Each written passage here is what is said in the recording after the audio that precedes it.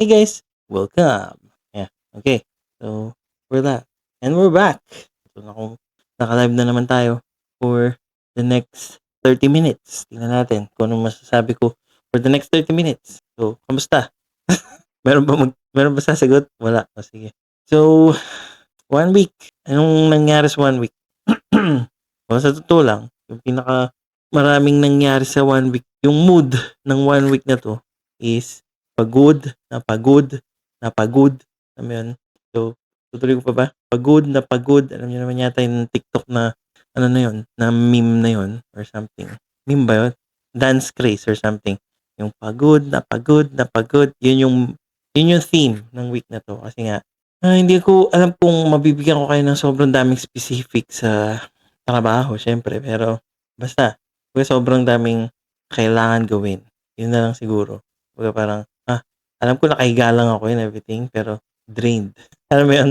Sobrang drained nung utak. So yun, tingnan natin for this last week, ang pinag-usapan natin, tama ba na every week akong live stream or every week akong mag-upload, parang ganon. And syempre majority naman yata ng hopefully tingnan natin in the future kung magkakaroon ng hindi na sagot. Alam mo 'yun? Kumbaga parang yung sagot ko kasi sa last week is yes, tama lang siya kasi nga 1 week. Sa loob ng 1 week, sapat na siya para or para siyang saktong-sakto lang siya na maraming nangyari pero hindi sobrang daming nangyari to the point na makakalimutan mo na kung anong nangyari. Parang gano'n, tipong ano siya, sweet spot lang siya. Sweet spot lang siya ng mga pagninilay-nilay, ng mga pag-iisip, ng mga kaganapan. Alam mo 'yun, na parang maaalala mo pa rin kung ano nangyari nung Monday. Something like that, 'di ba? So, may sense na every week siya. So, sapat na yung every week. Sweet spot siya. And sa topic natin ngayon, bakit nakahiga? Sa totoo lang, sweet spot din 'to eh ng ano, ng work-life balance. So, tinry kong ipagdikit yung sweet spot kanina. Parang tawag dun, segue yata yung tawag doon. So, sine-segue ko, ginagamit ko yung sweet spot. Anyways, alam niyo na yung ibig sabihin ng segue, sigurado narinig niyo na yun. Sweet spot din to eh, ng work-life balance. Itong paghiga. Work-life balance. I mean, sigurado ako maraming beses nang narinig yun, lalo na sa mga office conversation, office improvisations, improvisation. Yeah, improvised conversations. Yung mga usap-usap lang sa kung saan-saan lang. Work-life balance, no? And parang yun yung ano eh, yun yung theme ng recent years ko sa lahat or sa lahat ng mga companies na napagtrabahuhan ko. Parang yun yung theme eh. Alam mo yun? Siguro kasi employee focused yung mga companies na napasukan ko. So parang nangyayari nakadepende yung income nila or something, nakadepende yung revenue sa performance namin. So parang kung magpo-perform kami, kikita sila. Parang gano'n. So meron silang incentive na ayusin yung livelihood, work-life balance na, i-balance yung trabaho tsaka yung buhay ng tao, 'di ba? Whereas kung kumare, imagine mo na lang kung kumare nag-clerk ka na nagtitinda sa SM, sabihin na natin. Walang incentive yung SM store or something. Ay, masyado. Siguro wag na natin sabihin yung SM kasi baka mapagalitan. Baka sabihin nila nambabash ako ng SM. Clothing na lang. Kumbaga, kung nagbebenta ka ng clothing, eraseries na yung SM, no? Sige, para just in case in the future. Talaga umaasa na in the future merong advertisement galing sa SM. Hindi, sige. Imposible mangyari yun. Pero, sige, para wala lang bash na, wala akong babanggitin ng company. Kumari, clothing store. O, sige, kumari, ano ka, clerk ka or employee ka ng clothing store. Minimal lang yung incentive ng mga may-ari ng clothing store na i-balance yung buhay mo.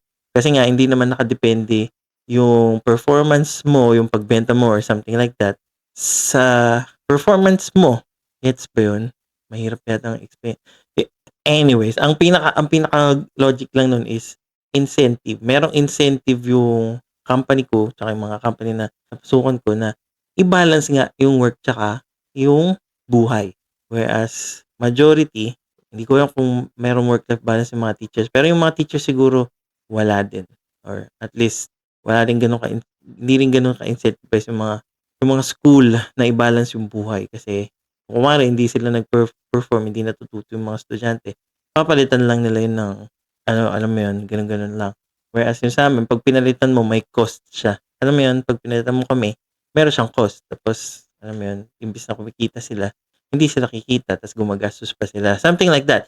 So, meron silang incentive na ayusin yung buhay ng employee. So, ngayon dahil feeling ko yung work-life balance na yun, nakaano na siya kasi nga, 'di ba yung alternative na trabaho nun is yung mga office politics, 'di ba? Kunwari yung tipong dapat kilala mo si ganito, nasa good side ka nitong HR niyo, yung mga gano'n.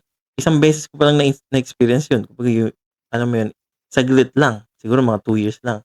So, parang for the last years and years ng buhay trabaho ko, minimal to non-existent yung office politics o kaya yung stress na dapat may kakilala ka para lang maingkisan, makakilala ka, dapat nasa good side kayo, mga gano'n. Basta nagpe-perform ka, okay siya. So, kailangan kong i i-maximize, i-boost yung performance ko, parang gano'n, 'di ba? So, maximize yung performance ko, yung mabu-boost yun, mas titindi akong mag-code, mas titindi akong mag-isip, gano'n, something like that. Kung komportable, 'di ba? So, yung work-life balance kasi nasa ano ko na, eh, at this point feeling ko nasa ano ko na siya, nasa dugo. Alam mo yun? So, parang feeling ko napasa ko na siya sa anak ko, eh. Alam mo yun? Gano'n siya katindi na parang yung anak ko hindi niya alam na work-life balance yung sinasabi niya, pero work-life balance yung yung sasabihin niya. Na parang, "Tatay gusto ko ng ganitong trabaho," sasabihin niya. "Ah, sige." Tapos iba-balance niya yung buhay niya sa trabaho niya nang di niya napapansin kasi nga nasa dugo na niya. Feeling ko gano'n katindi yung ano, yung work-life balance na na ingrained na sa'kin. Kumbaga dumadaloy na siya sa sa dugo ko. Hindi ko na siya maaalis sa'kin, parang gano'n. Kumbaga kahit anong klaseng employer pa yung kahit ano pang klaseng company or kung ano man, isa yun sa mga pinakahinahanap ko na. Kumbaga and so far sabi ko nga sa years and years and years of experience na 'to, hindi ko nakikita na magbabago siya anytime soon, eh, alam mo yun? So, tingnan natin. Pero dahil nga yun yung logic niya, i-maximize yung pagbabalanse ng ano, parang ang layo 'no, parang ang layo niya sa bakit nakahiga 'no. Pero feeling ko madidikit ko siya, eh, kasi nga tingnan natin kung madidikit ko siya. So yun nga, maximize ko na, mabu-boost ko yung performance, naghahanap ako ng way para ma-boost yung performance. Tignan natin kung paano na-develop yung kasi nga nasa technology ako, 'di ba? So, nagpo-program. So, importante sa'kin yung computer, yung desktop, 'di ba? So, kaya nga siguro siya tinawag na desktop, kasi nasa taas siya ng desk. So, yung desk is parang lamesa lang yun, 'di ba? So, parang nasa taas siya ng lamesa, nasa taas lang siya ng desk na ganyan. So, yung unang-unang kunwari nung mga high school, ang optimo na malapit na siguro ilan sa inyo nakikita niyo na dumidikit na sila. Nagdidikit na yung optimal na work-life balance sa ano, sa kung bakit siya nakahiga sa topic natin. So, yung optimal nung high school or nung ano man, yung mga unang-una, yung mga sabihin nating 10, 15 years ago, optimal na position para gumamit ng computer is nasa taas ng lamesa. May sense? Nasa taas ng desktop nga siya. Tapos na-introduce na yung laptop, so isa na sa mga ano, laptop nasa lap naman yun. So, nasa ano ba yung lap? Basta lap. Tagalog na lap. Kung ano man yung Tagalog ng lap, nandun siya. So, nag-evolve na siyang gano'n. So, pero nakaupo pa din yun kasi mahirapan kang ano, mahirap ka pa ring nakahiga ng nagla-laptop. So, yun yung optimal position for the longest time or gano'n siya nagsimula. Kasi nga imagine, may chance tangent na 'to, may chance 'pag pumasok ako dito sa topic na 'to, mahihirapan akong bumalik. Pero sige, tingnan natin, try natin. Try ko pa rin. Imagine niyo na lang, bakit naisip ng mga tao nung dati na ilagay sa lamesa yung mga computer. Kasi nga imagine dati ano lang 'yan 'di ba machine 'yan na sobrang lalaki. Imagine niyo na gano'n. Lumiit siya ng lumiit, ngayon habang lumiliit siya alangan namang lalagay mo siya sa floor, 'di ba? Kung nasa floor siya ibig sabihin nasa floor din yung tao or something like that. Hindi mo naman siya puwedeng lagay sa kama masyadong malambot. Siguro gano'n yung mga nasa utak ng mga tao dati. So naisip nila, hindi sige, sikapin natin na gumawa tayo ng form factor ng PC or something, ng computer na pwede mong ilagay sa desk. So, nasa taas na siya ng lamesa. Yun yung incentive ng mga tao dati. Na ilagay siya sa taas ng desk para magamit siya, 'di ba? So, siguro naisip nila yung mga nag-imbento siguro ng lamesa, ang saya-saya nila na kumbaga parang, okey meron na tayong ano, meron tayong demand na, kailangan may mga lamesa para sa PC. So ngayon, meron ng nagkaroon ng hindi ko alam kung naalala niyo pa yun, yung mga desktop nga na single na gano'n. Kumbaga meron kang ano sa taas, meron kang lalagyan ng printer sa taas or something. Tapos ayan yung monitor mo nasa harap, tapos yung keyboard mo lumalabas pasok pang gano'n sa ano, sa kumbaga papasok labas mo pa sa desk. Hindi ko alam kung naabot niyo yun, pero tapos yung main PC nasa floor.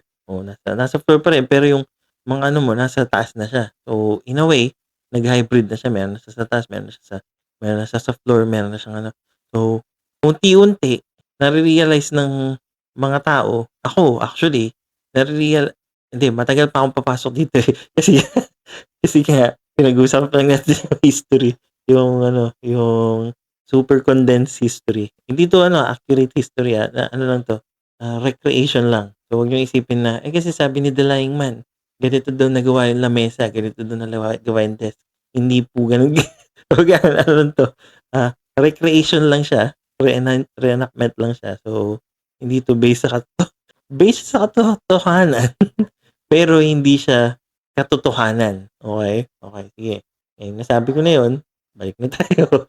Ngayon, masaya nga yung mga gano'n. So, isa sa mga form factor nila is desk. So, meron kang upuan, 'di ba? So, high school, college, ganyan. Kahit anong year level mo, hanggang ngayon nga yata yung ultimate form factor, actually hanggang ngayon kasi imagine mo lang hihiga ka ba sa school, hindi naman, 'di ba? So, yung ultimate form factor pa rin ng ng ordinary or majority ng PC or ng desktop is nasa taas pa rin ng desk, tapos ikaw nakaupo ka. So, meron na lang ngayon yung mga standing table, 'di ba? Nauuso na lang para kahit papaano nakatayo ka. So, umaandar yung blood or something, hindi ka na sedentary. Ayun, nabanggit ko na naman yung sedentary lifestyle. Pero kung diyan na ako pumapasok ngayon. So, wala naman akong naimbento talaga. Naisip ko lang na wala naman talaga akong naimbento, na nadiskubre ko lang na yung form factor na yun, na nakaupo, na nasa desk, tapos nakaupo lang, gano'n. Hindi siya gano'n kakomportable. Eh, gamer, eh. Alam mo yun, natutunan kong maglaro. Kumbaga isa sa mga itsura or 'pag nakaisip ka ng isang taong naglalaro, or hindi, sige, PS2 era. Sabihin mo lang yung mga PlayStation 2 era. Uso nun yung mga couch, 'di ba, yung mga yung TV nasa harap mo, yung couch nasa harap mo, nakahiga ka sa couch or at least, ah, naka-incline ka to the point na parang nakahiga ka na.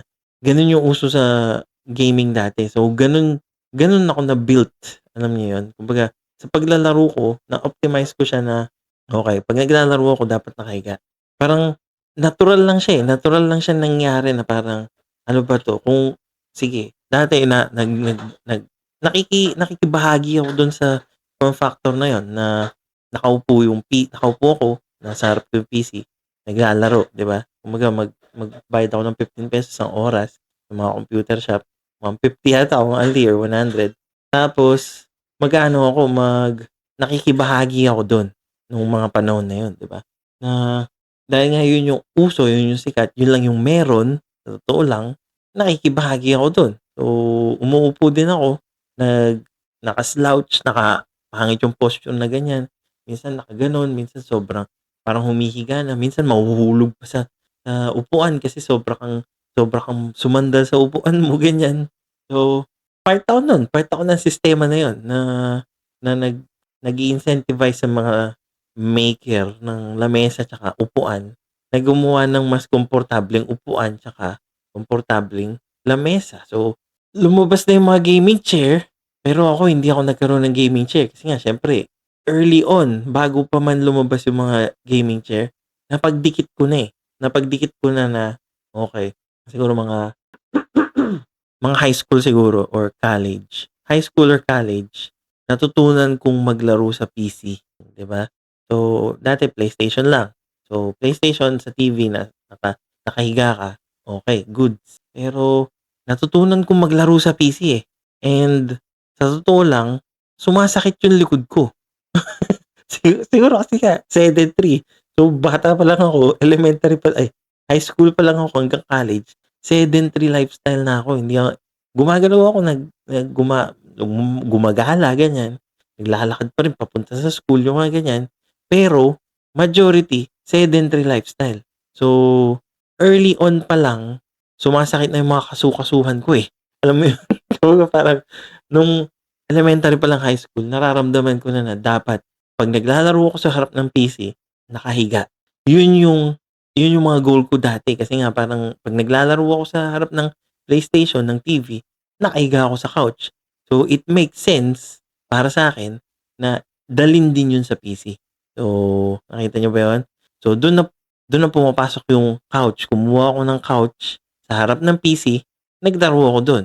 So, naisip ko na, puwede ko rin yatang gawin 'to 'pag ano, 'pag nagpo-program. "What?" Sabi ko gano'n, "Puwede ko ngang gawin 'to 'pag nagpo-program, bakit ako nakaupo?" Siyempre 'pag nasa office ka, obviously, hindi ka naman makakapaghiga setup, 'di ba? Pero kung work from home setup siya, 'di ba? Biglang pumasok na yung bagong concept na work from home.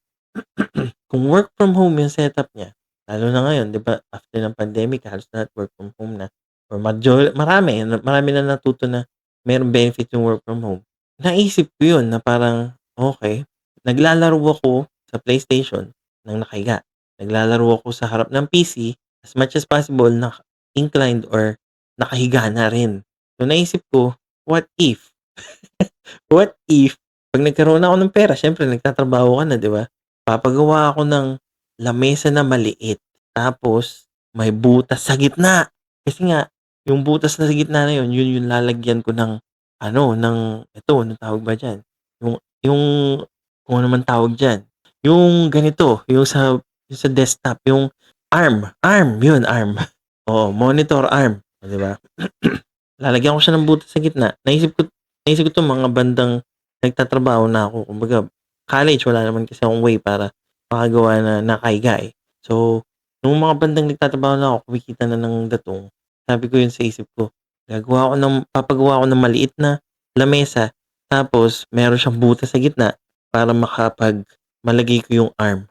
Tapos yung monitor ko parang nakalutang siya na ganyan. So, puwede akong maglagay ng kung ano-ano dito sa lamesa sa harap siya, puwede akong mag-mouse diyan, puwede kong ilagay yung keyboard diyan or something. Tapos, usually nakahiwalay naman yung PC. So, napagdikit-dikit ko sila lahat. Kasi nga, nagsimula siya na naglalaro ako, tapos nadala ko siya sa paglalaro sa PC, naglalaro ako sa couch dati, dala ko siya sa PC. Eventually, nung nagtatrabaho na, sabi ko sa isip ko, ang sakit sa likod 'pag nakaupo na masyadong matagal.